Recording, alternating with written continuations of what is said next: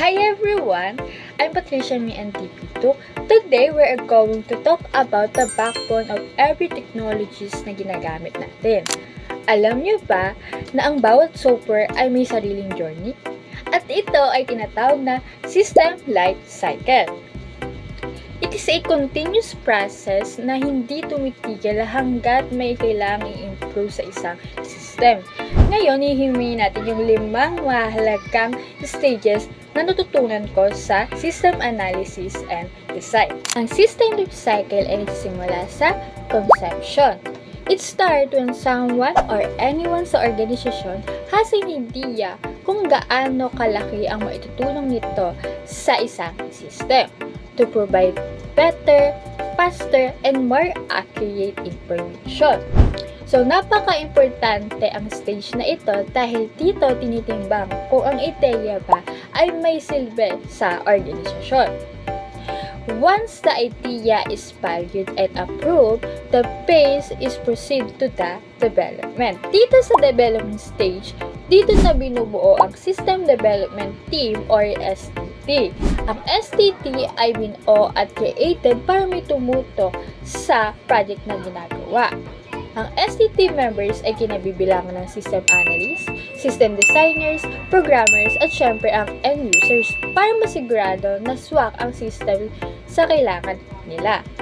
Also, dito rin pinoprogram at isusulat ang software na kailangan sa system that will be created. Once the development stage system, we can now go to the first stage. Dito, the system is finally completed and ready to be seen. However, hindi mo na siya pwedeng i-release sa lahat dahil kailangan pa ng pilot testing. Crucial ito para ma-check if there's any bugs or errors na kailangan ayusin. So, kailangan masigurado natin na stable ang system before we proceed to the next stage. Next is production stage.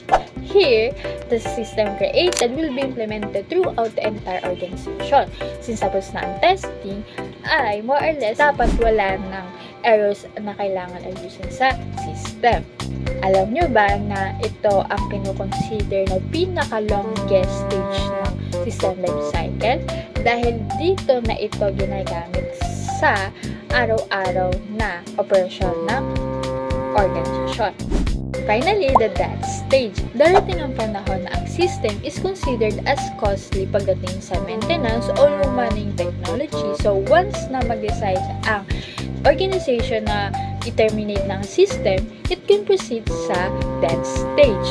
Pero hindi ito ang dulo.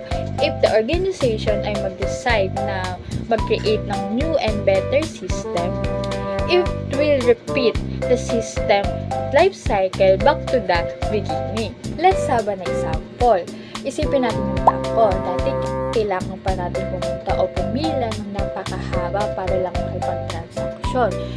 Pero dahil sa cycle na ito na-conceptualize at nabuo yung online banking. So, mula sa manual na pagpila, ngayon na instant na sa phone natin.